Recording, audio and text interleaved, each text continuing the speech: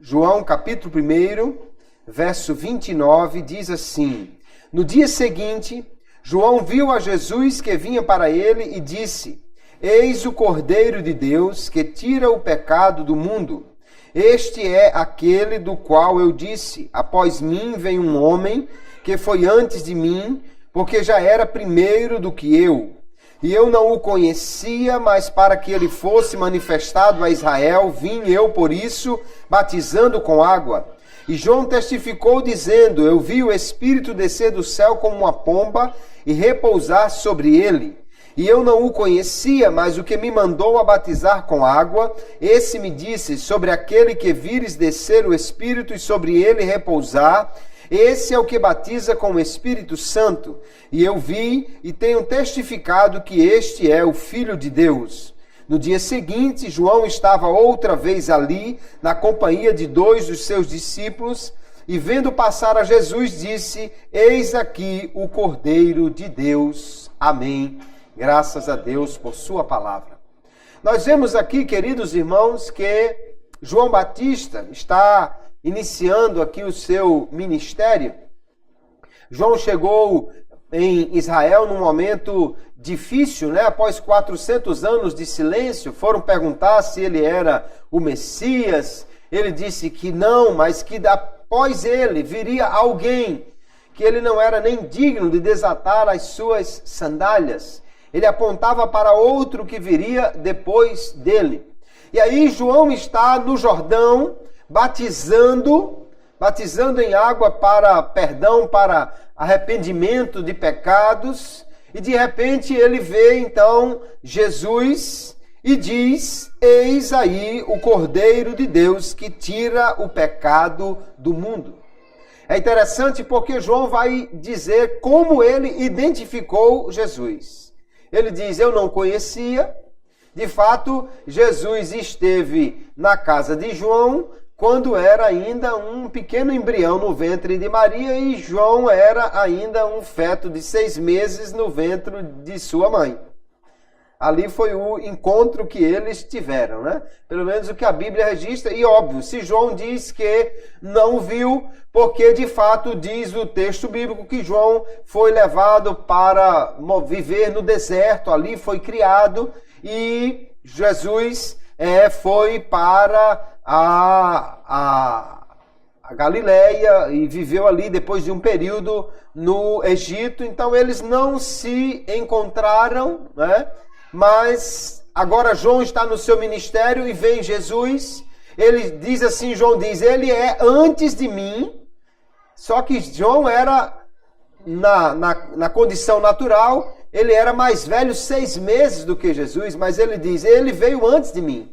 Ele já sabia que o que estava ali diante dele não era apenas um homem, mas era o Filho de Deus. E a prova que Deus mandou João, o Deus que mandou João batizar, disse que daria para que ele soubesse quem era realmente aquele que ele devia apontar. Ele disse: sobre aquele que vi descer o Espírito, esse é o que batiza com o Espírito Santo. João, então, sem nenhuma dúvida, sem nenhum equívoco, apontou para Jesus 2 vezes no texto aqui que lemos, num dia e depois no dia seguinte, dizendo: Eis aí o Cordeiro de Deus. Hoje nós vamos então falar sobre esse aspecto da vida de Cristo e da sua obra, respondendo à pergunta: Jesus é o Cordeiro de Deus? E nós vamos ver que, de fato, João já deu testemunho aqui que Jesus é o Cordeiro de Deus.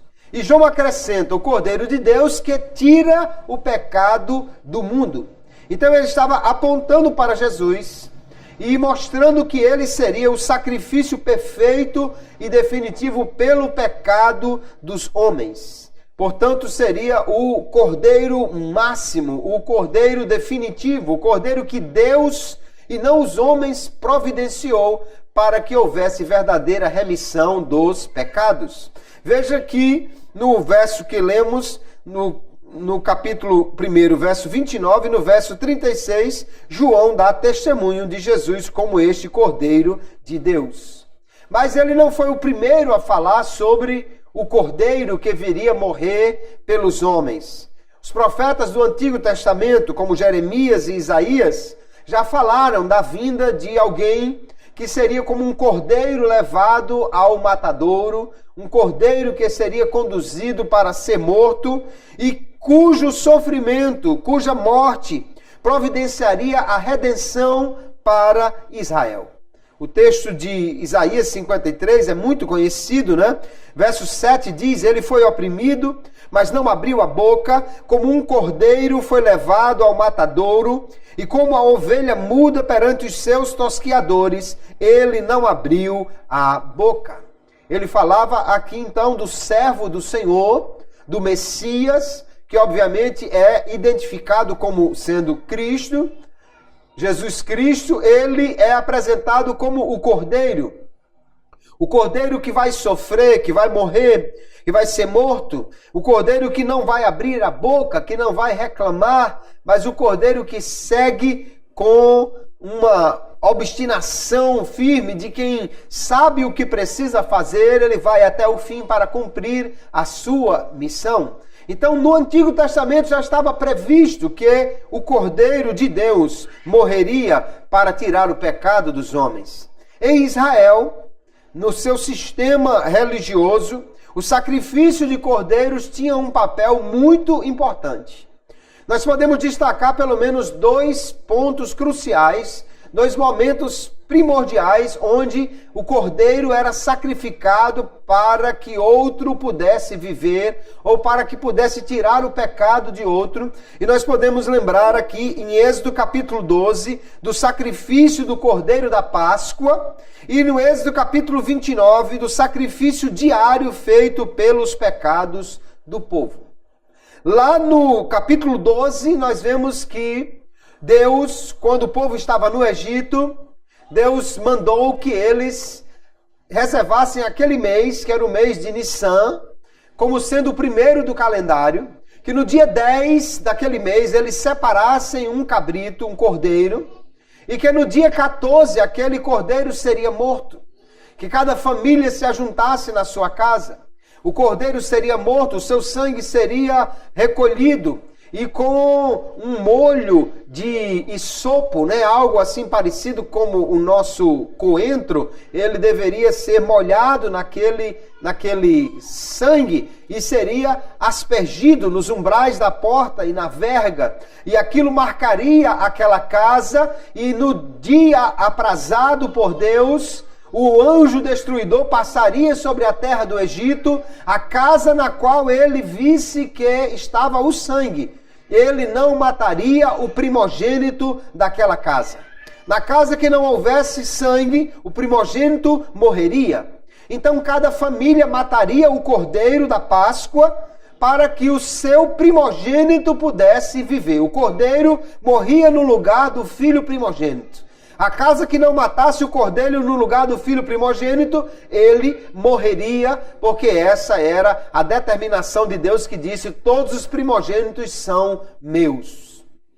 Deus então iria enviar o anjo destruidor, mas o sangue aspergido nos umbrais e na verga da porta seria a marca de livramento para aquele povo. Nós vamos ver ainda alguns detalhes sobre a Páscoa e o seu significado. Mas um outro momento muito interessante, quando o cordeiro era morto, é que quando Deus instituiu o sacrifício no tabernáculo e depois no templo, Deus determinou que todos os dias sem faltar, pela manhã um e pela tarde outro, seria morto um cordeiro ou 2 cordeiros por dia para expiação pelo pecado do povo. O povo pecava constantemente, todo dia precisava ser feito o sacrifício para expiação. Os sacerdotes impunham a mão sobre o cordeiro, representando ali a transferência de culpa para ele. Aquele cordeiro seria então morto, seria sacrificado, o seu sangue seria aspergido no altar e ele era o pagamento, a cobertura pelo pecado diário que o povo cometia. Mas note a fragilidade desse sacrifício, porque o sacrifício de ontem não cobria o pecado de hoje. O sacrifício de manhã não cobria o pecado da tarde. Tinha que ser feito um sacrifício de manhã e outro à tarde, para que pudesse constantemente estar sendo coberto o pecado daquele povo. Então, o povo de Israel já sabia muito bem o que representava a morte de um cordeiro. Já sabia muito bem o que implicava nesta morte de um cordeiro que morreria no lugar de outro, como o cordeiro da Páscoa, ou que morreria para que os pecados de alguém pudessem ser apagados ou cobertos, como eram os cordeiros do sacrifício diário pelos pecados do povo. Então nós vamos ver que Jesus, aqui como o Cordeiro de Deus, apresentado por João, já imediatamente na cabeça do povo começou a ter essa identificação que ele deveria morrer em favor dos outros e para expiar os seus pecados. Nós vemos então o Cordeiro da Páscoa, que é este momento mais extraordinário da saída do povo do Egito. A Páscoa era a primeira festa judaica. No hebraico ela se chama Pessah. Foi realizada no dia 14 do primeiro mês, que é Nissan. E Deus deu aquela Páscoa como uma festa que deveria ser perpetuamente comemorada, tratando ali da libertação do povo do Egito. Levíticos capítulo 23, verso 4, diz assim o texto: Estas são as solenidades do Senhor, as santas convocações que convocareis no seu tempo determinado. No mês primeiro, aos 14 do mês, pela tarde, é a Páscoa do Senhor. E aos 15 dias deste mês é a festa dos asmos do Senhor. 7 dias comereis asmos. Veja que no dia 14 era o dia da Páscoa, e a tarde que ele diz é o momento que o cordeiro deveria ser morto. E no dia seguinte, o dia 15, era a festa dos pães asmos, que na realidade demorava uma semana. Ela não somente era no dia 15, mas começava no dia 15 e até o dia 21, a chamada festa dos pães asmos. Durante todo esse tempo, não podia haver nada de fermento nas casas. Antes do dia 14, o pai de família deveria fazer uma revista na despensa e tudo que houvesse de fermento ali deveria ser jogado fora, porque a Páscoa era para ser comemorada assim, com pães ou com comida sem fermento. Nós vamos ver então que esse memorial da Páscoa é o mais importante do Antigo Testamento, é a maior festa de Israel, que marca a saída do povo do Egito. Desde aquele momento ali, Deus vai fazer coisas extraordinárias, matar os primogênitos, tirar o povo do Egito, colocar no coração dos egípcios para dar vasos de ouro, de prata, de cobre, para o povo levar para o sacrifício, Faraó permitir que eles saíssem do Egito, depois abrir e fechar o mar vermelho, destruindo o exército egípcio, e aí seguem-se as séries de fatos extraordinários, sem precedentes, que vão fazer com que este povo saia do Egito até chegar à terra prometida. A Páscoa comemorava isso. Essa passagem da saída do Egito para a terra prometida, a terra de Israel. Quando a Páscoa foi instituída por Deus, Deus determinou que 3 elementos deveriam estar presentes naquela Páscoa. O primeiro e principal deles era o cordeiro da Páscoa. O cordeiro seria um cordeiro de 1 ano, deveria ser um cordeiro sem defeitos, deveria ser um cordeiro sem manchas, sem ossos quebrados, sem nenhum defeito. Esse cordeiro seria morto e assado por inteiro. Se a família não comportasse para comer o cordeiro inteiro, deveria chamar o vizinho e juntos comerem o cordeiro. Deveria ser comido de pé, com o cajado na mão, com os lombos cingidos, com o cinto nos lombos, como quem está de partida para uma viagem. Como quem está fazendo um lanche antes de partir para viajar, assim deveria ser comida a Páscoa. Além do cordeiro pascual, o texto de Êxodo 12:8 diz: naquela noite comerão a carne assada no fogo, com pães asmos, com ervas amargosas a comerão. Então, além do cordeiro, havia os pães asmos, chamados matzá, que lembravam essa saída do Egito apressadamente. O pão asmo era para lembrar que não deu tempo da massa fermentar. Não deu tempo do pão crescer. Ou seja, era para lembrar aos judeus, aos hebreus, que Deus os tirou com rapidez, que Deus os tirou do Egito com uma mão forte. Representa então essa urgência e ao mesmo tempo a separação, porque o fermento tem uma figura de corrupção. O fermento na Bíblia muitas vezes é apresentado como uma figura do pecado. Então o pão asmo do povo de Israel representava a separação do pecado do Egito. O Egito comeria o seu pão normal, o povo de Israel comeria o pão sem fermento. Além do pão asmo, como o texto de Êxodo 12:8 nos disse, haviam também as ervas amargas, que lembravam a amargura da escravidão no Egito. Eles passaram 400 anos ali, eles sofreram debaixo dos chicotes, eles amargaram debaixo do sol quente. Muitos desses escravos hebreus foram responsáveis por construções como as das pirâmides. Dizem que as pirâmides tinham segredos, não é? Tinham portas secretas, compartimentos secretos, canais secretos, tão secretos que aqueles que trabalhavam nele não poderiam sobreviver à sua construção para não contar para ninguém. Então dizem que depois que estava tudo certo, colocava o resto dos trabalhadores lá dentro e fechava a porta para ninguém escapar dali e contar onde era a porta secreta. De fato, trabalhar para os egípcios era uma coisa de morte, né? Era muito difícil. Israel trabalhou como escravo no Egito durante muitos anos. Então as ervas amargas era para lembrar que não foi fácil o tempo que eles tiveram ali no Egito. A Páscoa inicial tinha esses elementos. O cordeiro era acompanhado de pão asmo e de ervas amargas. Porém, depois foram acrescentados outros elementos.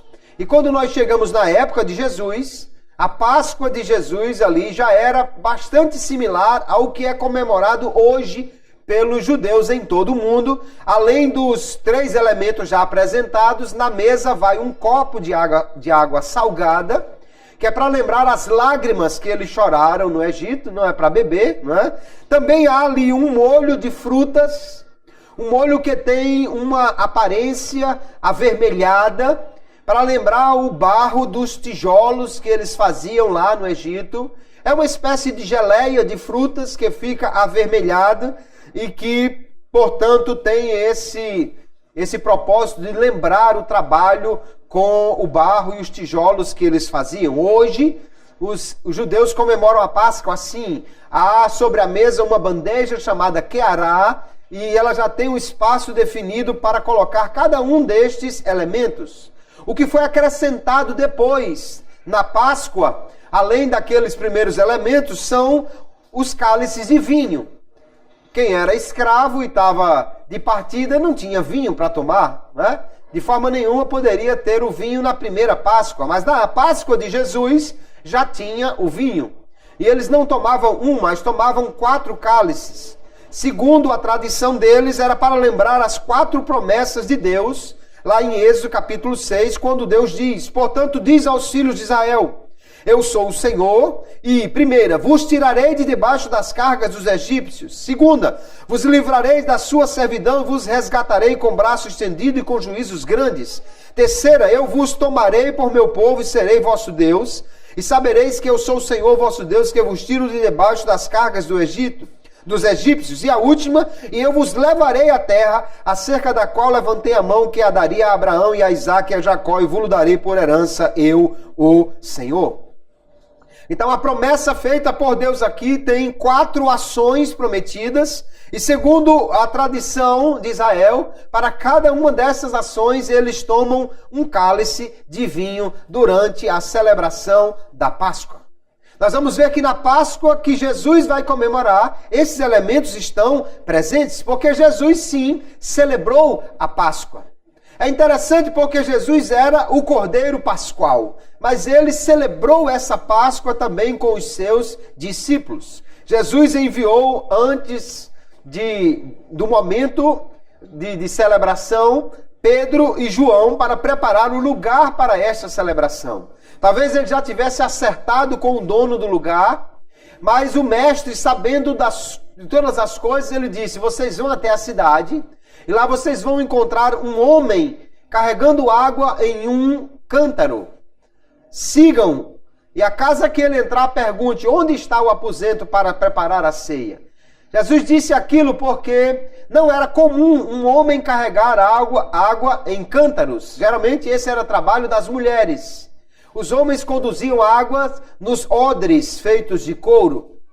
Um homem, portanto, carregando água num cântaro era algo incomum, e foi o que Jesus orientou para facilitar a identificação daquele homem e o local onde a ceia seria preparada. Diz o texto: mandou a Pedro e a João, dizendo: ide preparai-nos a Páscoa para que a comamos. E eles lhes perguntaram: onde queres que a preparemos? E ele lhes disse: eis que quando entrardes na cidade, encontrareis um homem levando um cântaro de água, segui-o até a casa em que ele entrar. Ali então Jesus realizou aquela ceia da Páscoa. Ele disse que queria muito comer aquela Páscoa com os seus discípulos antes da sua crucificação. A crucificação marcaria o momento que Jesus realmente seria sacrificado como Cordeiro Pascual. Os 12 apóstolos estavam com ele ali, embora no meio da celebração Judas saiu para cumprir o seu papel. Eles reuniam-se junto daquela mesa, eles ficavam reclinados diante da comida, não é? Diferente da primeira Páscoa, que foi comida de pé. Nessa época aqui eles já era uma ceia mais prolongada e eles comiam estando reclinados à mesa. O texto de João 21 diz que Pedro pergunta a João, que estava reclinado, recostado sobre o peito de Jesus, para perguntar quem é que havia de trair. Não era então que João estava deitado no colo de Jesus. Eles estavam sentados no chão sobre almofadas, a mesa era baixa e eles estavam reclinados. Provavelmente Jesus estava inclinado para um lado e João inclinado para o outro, portanto, cabeça próxima ali a Cristo. Daí poderia perguntar quem seria o traidor. Alguns dizem que Jesus não fez a refeição da Páscoa, ou fez num dia diferente. Mas quando nós lemos o texto, vimos que havia uma data no dia 14 e outra data no dia 15. Alguns estudiosos pensam que os fariseus comemoravam no dia 14 e os saduceus, os sacerdotes, comemoravam a ceia no dia 15.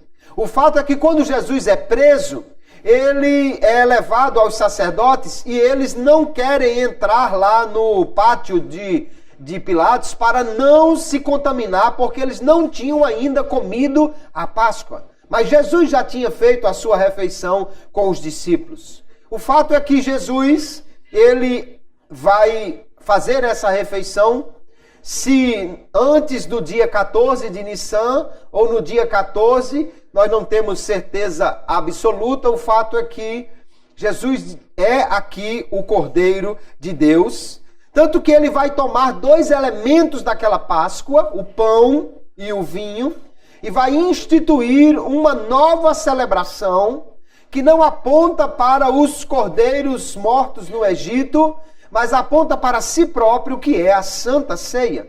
Veja que no Mateus capítulo 26, diz o texto: e quando comiam, Jesus tomou o pão e, abençoando-o, partiu e deu aos discípulos e disse: tomai e comei, isto é o meu corpo.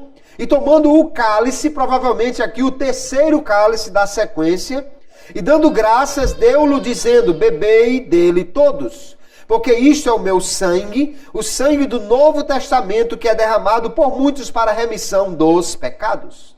Veja que Jesus está dizendo agora, olha, esse vinho não representa o sangue dos cordeiros lá da Páscoa do Egito. Vocês não devem lembrar mais daquele momento lá atrás, mas esse vinho representa o meu sangue. E esse sangue será derramado para a remissão dos pecados. O cordeiro pascual não foi para remissão de pecados, foi para resgate de vida. O cordeiro que era sacrificado diariamente é que era para remissão dos pecados. Jesus, no entanto, vai reunir esses dois sacrifícios num só, porque o seu sacrifício tanto é substitutivo no lugar de alguém, como é para perdão dos pecados. É o sacrifício definitivo e perfeito. Então Jesus mostra que a sua morte será um sacrifício voluntário em favor dos homens. Jesus então está se colocando como sendo este cordeiro que irá morrer pelos homens para pagar pelos seus pecados. Pedro, escrevendo na sua primeira epístola, capítulo 2, o verso 24, ele diz: levando ele mesmo em seu corpo os nossos pecados sobre o madeiro, para que, mortos para os pecados, pudéssemos viver para a justiça, e pelas suas feridas fostes sarados. É interessante porque a linguagem que Pedro utiliza aqui é a linguagem que Isaías utiliza lá em capítulo 53, falando sobre o cordeiro que seria morto, o cordeiro que seria levado ao matadouro como ovelha muda. Ele diz, pelas suas feridas fostes sarados. Ele está identificando Jesus como aquele cordeiro que Isaías já havia apontado inicialmente.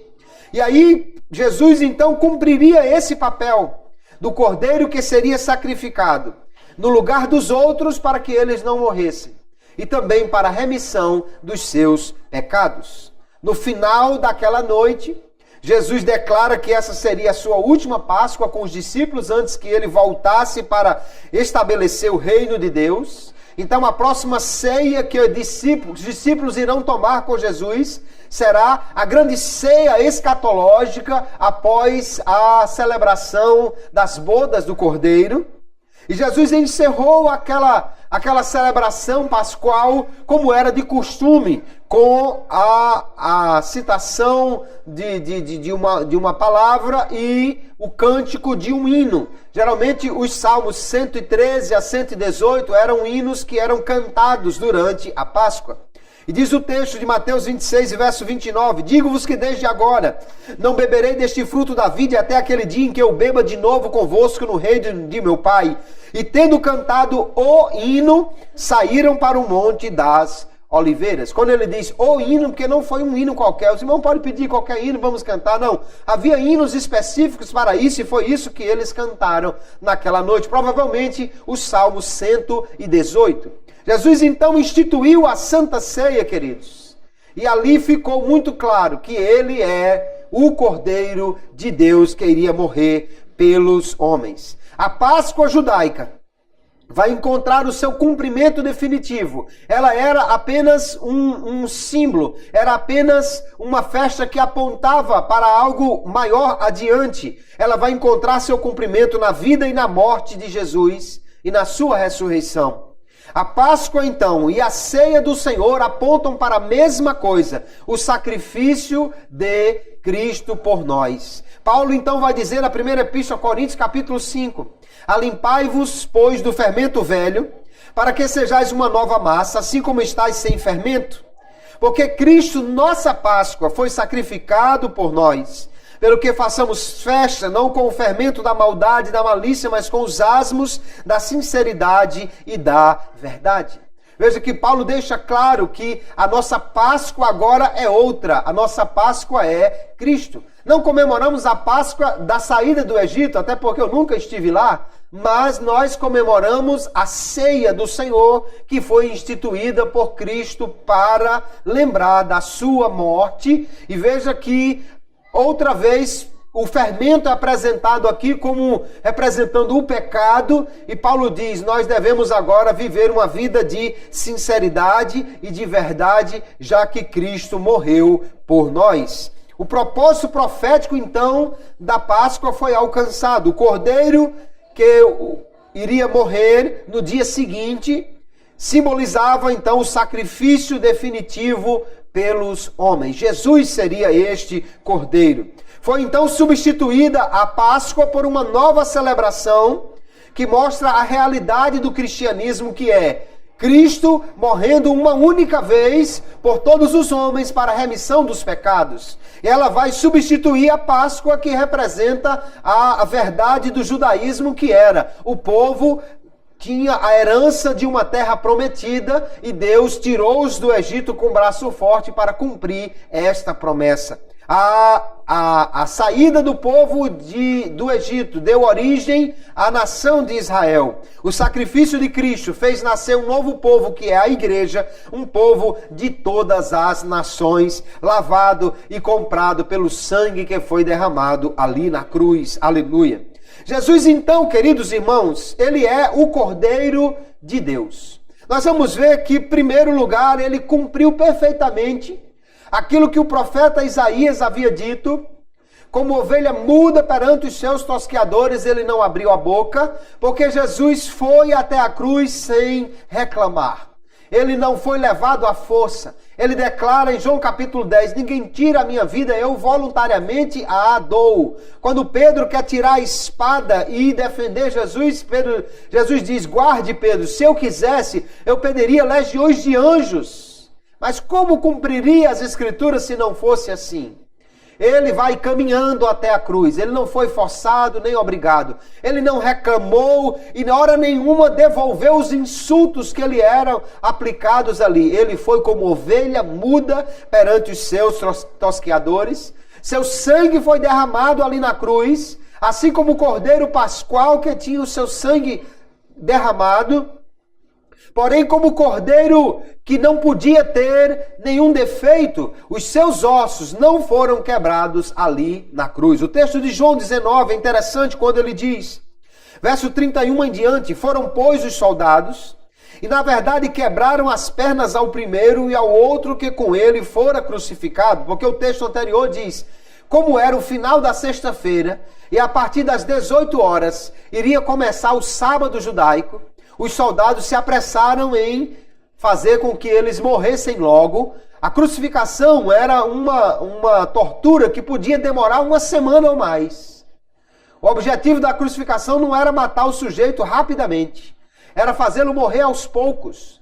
Haviam crucificados que eram comidos parcialmente por aves antes de morrer, ficando lá estendido na cruz. Jesus, no entanto, não passou por esse sacrifício, esse suplício tão extenso, nem era necessário. O objetivo ali não era a tortura, mas o sacrifício, o derramamento de sangue pelos homens, porque ele foi já crucificado na sexta-feira, no final da manhã, né? E, portanto, no final da tarde tinha que ser tirado da cruz. Do contrário, os soldados não encontrariam nenhum judeu para fazer esse serviço. E eles não queriam pegar no pesado, obrigavam os judeus a fazer isso. Mas só que no sábado eles não faziam de forma nenhuma. Então eles foram lá e quebraram as pernas a um e ao outro malfeitor. Mas diz o texto, vindo a Jesus e vendo-o já morto, não lhe quebraram as pernas. Contudo, um dos soldados lhe furou o lado com uma lança e logo saiu sangue e água. Mostrando realmente que todo o sangue de Jesus já havia sido derramado ali naquele seu sacrifício. Ele, portanto, cumpriu perfeitamente o que se esperava do Cordeiro Pascual. Ele era o Cordeiro sem defeitos. Sem defeitos não apenas porque era o Cordeiro que não tinha ossos quebrados, mas também sem defeitos principalmente porque ele não tinha pecado. Pedro, escrevendo na sua primeira epístola, verso 18, capítulo 1, ele diz, sabendo que não foi com coisas corruptíveis, como prata ou ouro, que fostes resgatados da vossa vã maneira de viver, que por tradição recebestes dos vossos pais, mas com o precioso sangue de Cristo, como de um cordeiro imaculado e incontaminado. Aleluia! O cordeiro, então, aqui é um cordeiro sem mancha, sem defeito, sem pecado. Cristo é o cordeiro perfeito que foi sacrificado por nós. Ele vai cumprir também aquela palavra profética que Abraão disse lá na subida do monte com Isaac. Isaac está levando a lenha e vê os outros apetrechos, as pedras usadas para fazer o fogo. Ele vê a faca, ele vê as ferramentas, ele vê a lenha, mas ele não vê o cordeiro, e ele pergunta: onde está o cordeiro, meu pai? Abraão, sem saber certamente exatamente o que estava fazendo, ou o que estava dizendo, mas profeticamente diz: Deus proverá o cordeiro para si. Embora na cabeça de Abraão ele pensava que iria matar Isaac, mas ele profeticamente diz: Deus proverá o cordeiro. De fato é o que acontece. Deus providencia um cordeiro, um bicho, para morrer no lugar de Isaac.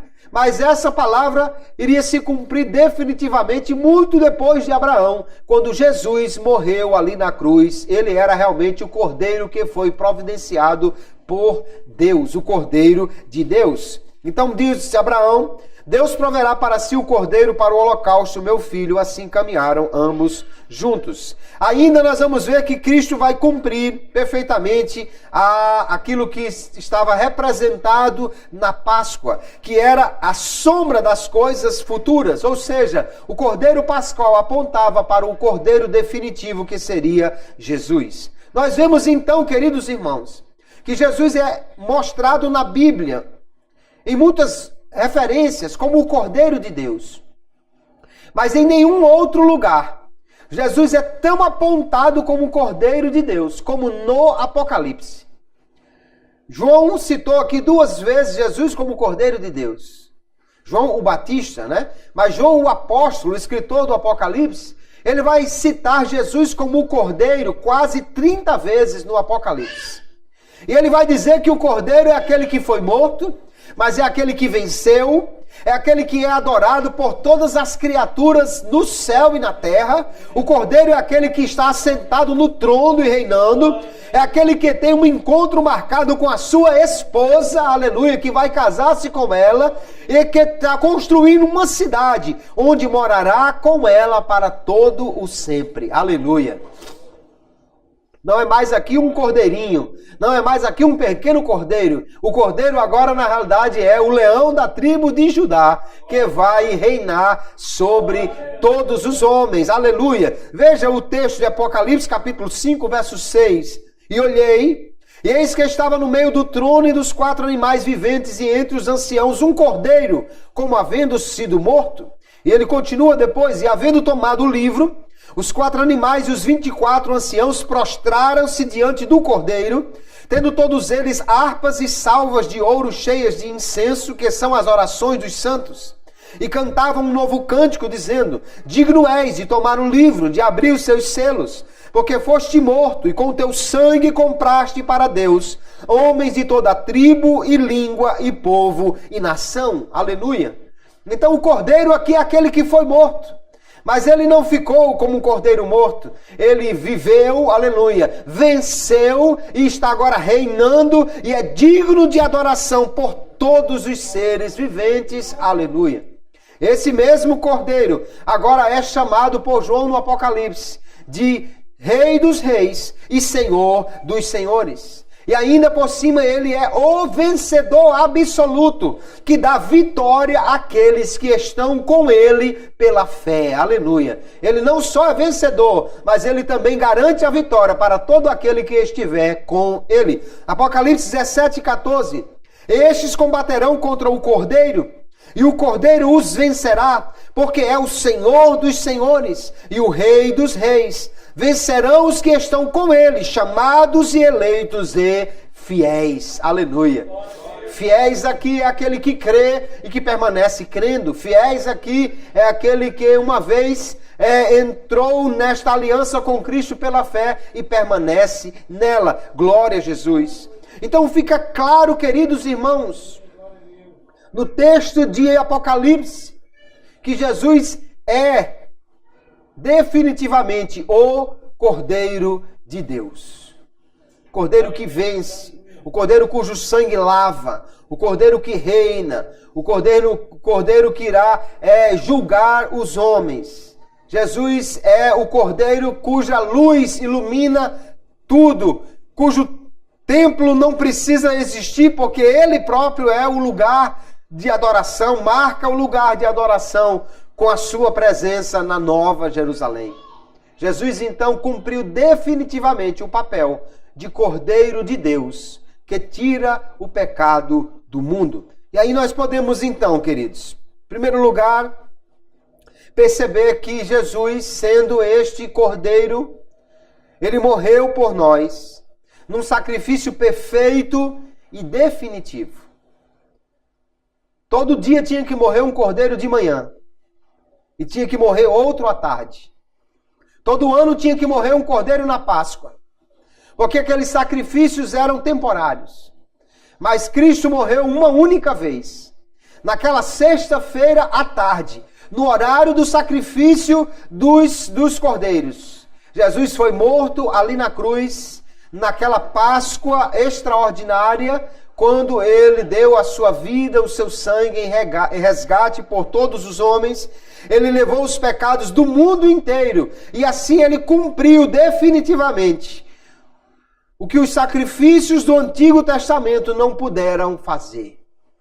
O escritor aos Hebreus vai dizer no capítulo 10 que os sacerdotes do Antigo Testamento sempre tinham que oferecer sacrifícios, mas Cristo fez uma única vez. Porque o sacrifício dele é definitivo, é perfeito. Aleluia. Cristo já morreu por cada homem que vive ou que viveu ou que viverá nesta terra. Cristo já morreu por todos os homens. Seu sangue foi derramado e é suficiente para pagar por todos os pecados. Agora, uma coisa que é interessante é a última declaração de bem-aventurança na Bíblia. A Bíblia declara muitas vezes quem são os bem-aventurados. Jesus, no Sermão do Monte, declarou várias bem-aventuranças. O livro do Apocalipse também declara várias bem-aventuranças. Mas a última, no capítulo 22, o verso 14, a última bem-aventurança da Bíblia, é a última vez que na Bíblia vão dizer: mais do que felizes são aqueles que fizerem isso, bem-aventurados são aqueles que fizerem isso. E no verso 22, o verso 14 do capítulo 22, ele diz: bem-aventurados aqueles que lavam as suas vestiduras no sangue do Cordeiro, para que tenham direito à árvore da vida e possam entrar na cidade pelas portas. Aleluia. É interessante observar o seguinte: o texto não diz bem-aventurados aqueles que têm as suas vestes lavadas, mas ele diz bem-aventurados aqueles que lavam as suas vestes. Porque lá na Páscoa já uma ação era necessária. Primeiro, o sangue teria que ser derramado do cordeiro. Mas só derramar o sangue não livrava a casa de ninguém. Matar o cordeiro e derramar o sangue na terra não livrava a casa de ninguém. Para que houvesse livramento em alguma casa, o sangue do cordeiro precisava ser recolhido e depois este sangue precisava ser aspergido nos umbrais da porta. O homem tomava um molho de sopo, mais ou menos como um molho de salsa ou de coentro que a gente usa aqui, não é? Ele molhava aquilo no sangue do cordeiro e usando como uma espécie de pincel, ele aspergia aquele sangue nos umbrais e na verga da porta. Somente quando o sangue era aplicado à porta é que estava então registrado o livramento para aquela casa. O anjo não passaria procurando sangue derramado no chão, mas passaria procurando sangue aspergido na porta. Jesus morreu na cruz. Quando ele morreu, seu sangue foi derramado por todos os homens. O sacrifício de Cristo é suficiente para pagar pelos pecados de toda a humanidade.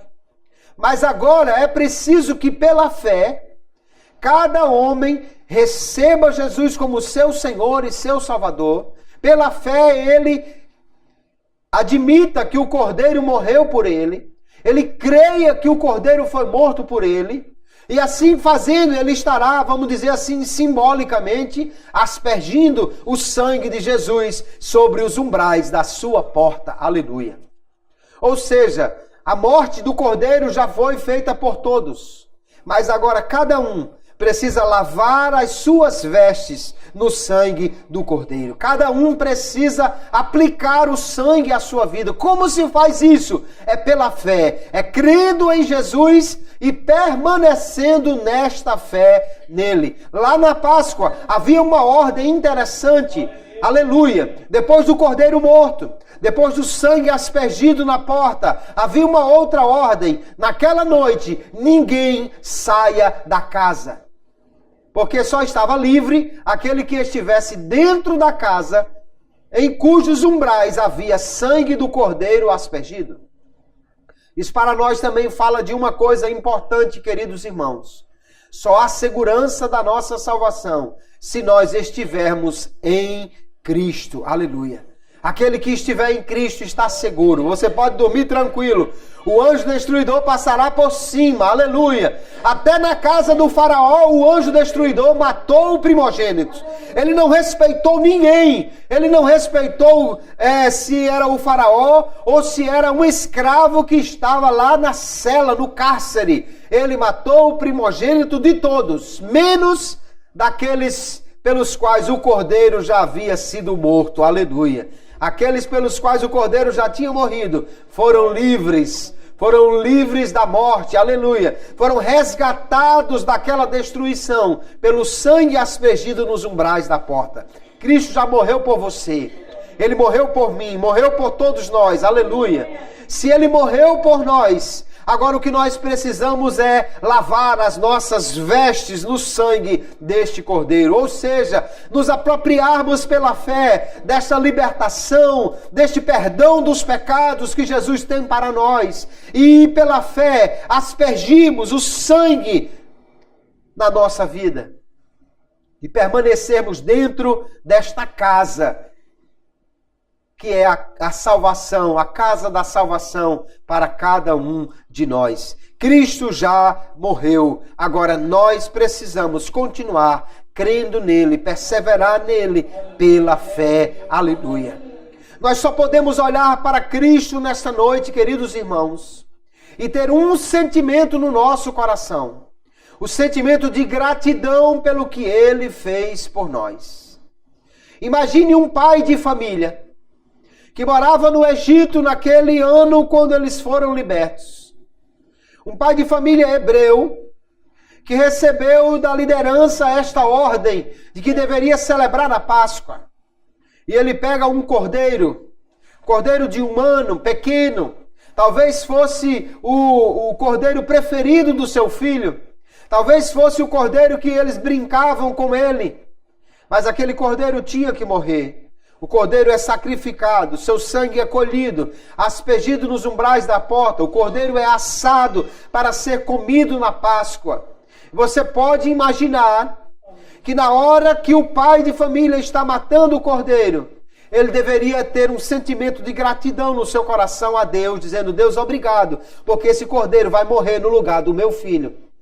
Obrigado, Deus, porque esse sangue que vai ser derramado desse cordeiro vai ser o sinal de livramento para que o meu filho não morra esta noite. Eu sei que qualquer um aqui que é pai pode ter pelo menos uma ideia do que significa você fazer uma coisa tendo a certeza de que aquilo vai ser o livramento da morte de seu filho. Se você soubesse que era necessário cortar um dedo da sua mão, até uma mão inteira, para livrar o seu filho da morte, com certeza você faria. Cada pai naquela noite pôde agradecer a Deus pelo cordeiro que foi morto em lugar do seu filho.